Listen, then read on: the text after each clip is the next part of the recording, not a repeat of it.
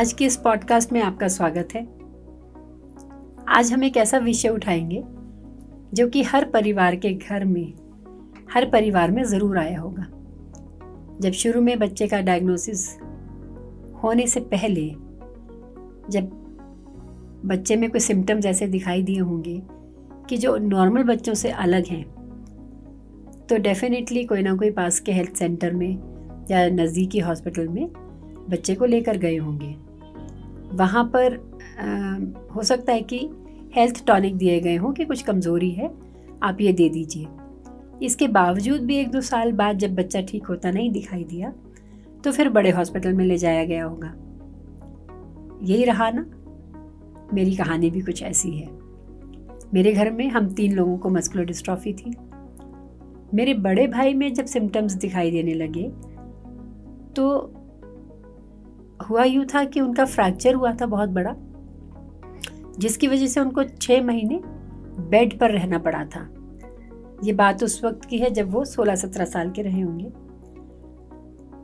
तो सबको यही लगने लगा कि उसकी कमज़ोरी की वजह से ये लड़का ठीक नहीं चल रहा। उसको एक बड़े हॉस्पिटल में ले जाया गया। वहाँ पर जूनियर डॉक्टर्स ने पहले चेक किया और जूनियर डॉक्टर से निकल के आया कि इनको मस्कुलर डिस्ट्रॉफी है। जब उनको सीनियर डॉक्टर के पास ले जाया गया तो क्या मिला? सीनियर डॉक्टर ने मेरी मदर और मेरे ब्रदर के सामने ये कहा, जूनियर डॉक्टर्स को डांटते हुए, कि आप क्यों ऐसे केसेस मेरे सामने ले आते हैं? आपको पता तो है कि इस बीमारी का कोई इलाज नहीं है। सोचिए, मेरी मदर बहुत स्ट्रांग थी। उन्होंने वही डॉक्टर को कहा कि देखिए, मैं तो बहुत स्ट्रांग हूँ, आप एक माँ के सामने ये डिलीवर कर रहे हैं कि उनके बच्चे को कोई ऐसी बीमारी है जिसका इलाज नहीं है। पर अगर कोई मदर आपके सामने फेंट हो जाती या उसको हार्ट अटैक हो जाता तो आपको क्या हाल होता? तो ऐसा रहा है कि शुरुआत में मस्कुलर डिस्ट्रॉफी को पहचाना नहीं जाता, या फिर पहचाना जाता है तो उसका आंसर बहुत अच्छा नहीं मिलता। पर कोई बात नहीं, हमें यहीं से आगे बढ़ना है, हमें यहीं से आगे चलना है कि इसका इलाज एकमात्र रिहैबिलिटेशन है।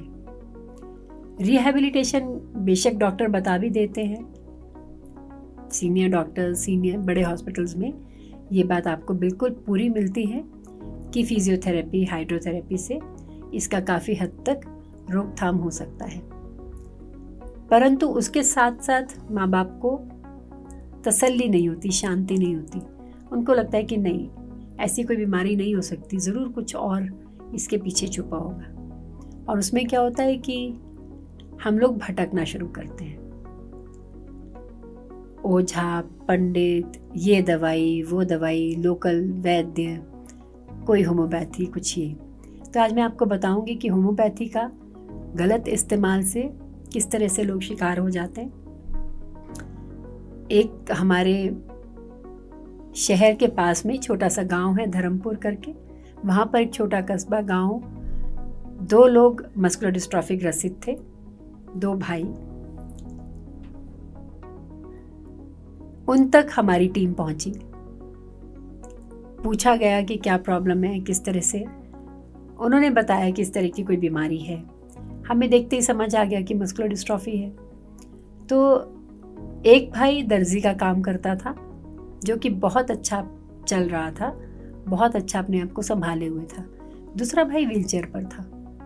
पूछने पर पता चला कि इसको होम्योपैथिक दवाई दी गई है, जिसकी वजह से उसके पैरों के नीचे सोर्स हो गए और वो चल नहीं पा रहा, वो खड़े नहीं हो पा रहा कुछ टाइम से।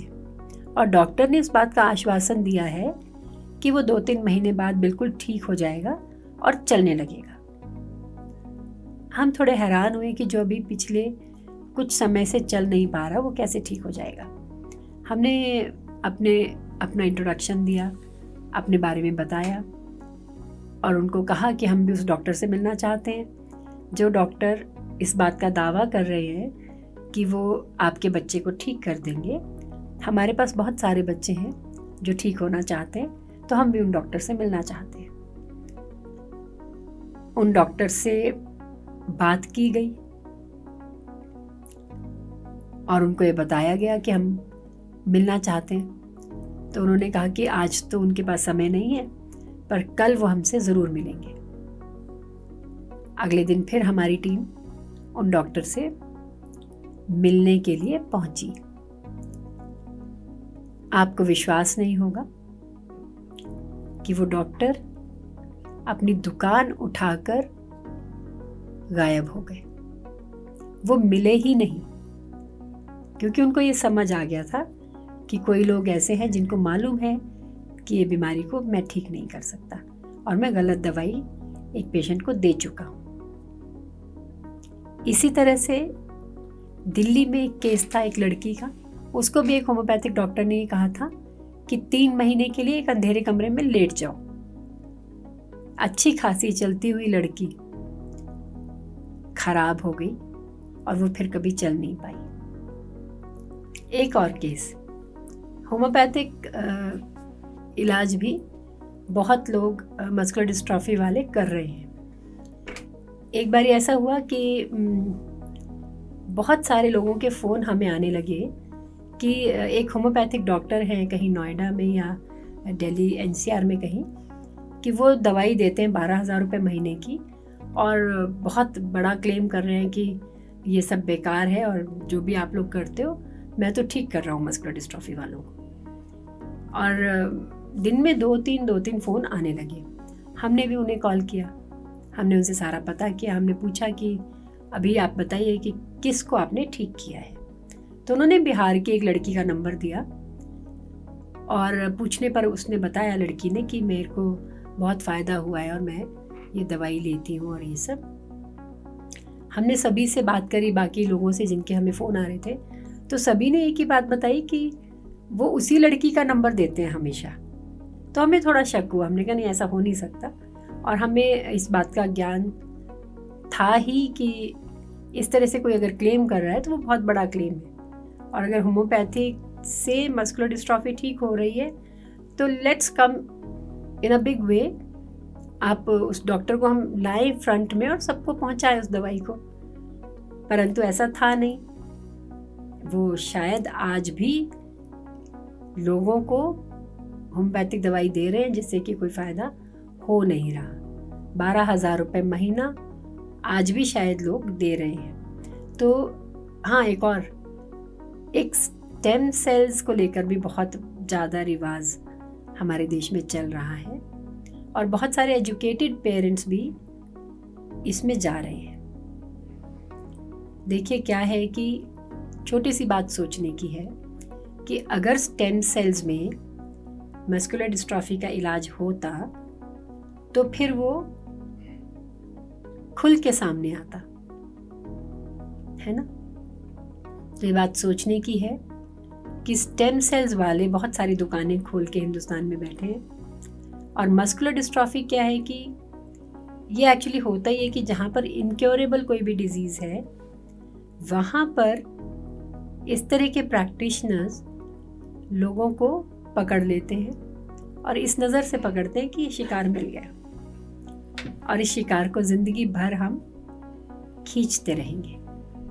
आप देखिए, स्टेम सेल्स को लेकर भी बहुत सारी मिसकंसेप्शन हमारे देश में है। बहुत सारे लोग स्टेम सेल्स को लेकर क्लेम कर रहे हैं कि हम स्टेम सेल्स में मस्कुलर डिस्ट्रॉफी को ठीक कर रहे हैं और कुछ टाइम तक ये बार बार रिपीट डोजेस लेनी पड़ेंगी। आज की डेट में भी हमारे कैंप में एक लेडी आई हुई है जो अपने बच्चे को 2 बार दे चुकी और एक बारी में 3 लाख रुपए लगता है। सोचिए, स्टेम सेल्स में मस्कुलर डिस्ट्रॉफी को लेकर अभी तक कोई भी इलाज नहीं है। आप खुद सोचिए कि अगर स्टेम सेल्स में इलाज होता तो फिर दुनिया के सामने आता ना। जीन थेरेपी पे इतना काम हो रहा है, इतना शोर मच रहा है, इतनी सारी चीज़ें सामने आ रही हैं, है ना। बहुत सिस्टमैटिक मैनर में सबको पता चल रहा है कि जीन थेरेपी में कुछ आने वाला है।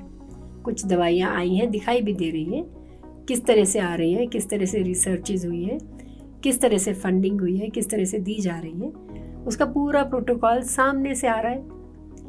अगर होम्योपैथी में या स्टेम सेल्स में इसका इलाज होता तो फिर सामने आता। ठीक है, आज की डेट में स्टेम सेल्स में नहीं है कोई इलाज, आप लोगों को उसके लिए नहीं जाना है।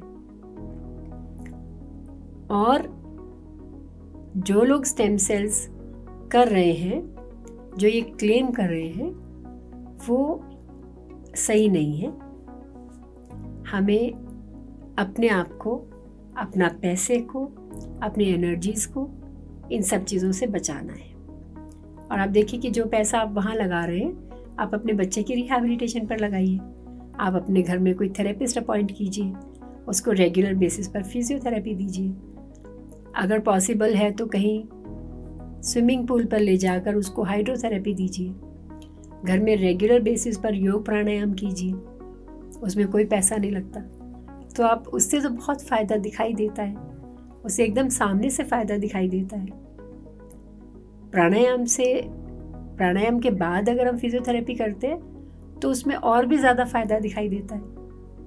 तो आप इन सब चीज़ों पे काम कीजिए डेली बेसिस पे। देखिए, रेगुलर बेसिस पर फिजियोथेरेपी या हाइड्रोथेरेपी या योग प्राणायाम, ये तीनों ही चीज़ें अगर हम करते हैं तो वो सामने से बच्चे को फ़ायदा आपको दिखाई देगा, और उतना अच्छा फ़ायदा भी दिखाई देता है जो कि जीन थेरेपी में क्लेम हो रहा है। तो अपने बच्चे की जो कंडीशन है उसको मेंटेन रखने के लिए ये सब चीज़ें अपने घर में लाइए, इन सब चीज़ों पे काम कीजिए, बहुत ज़्यादा फ़ायदा मिलेगा। आज के एपिसोड में इतना ही, फिर मिलेंगे एक नई बातचीत के साथ। धन्यवाद।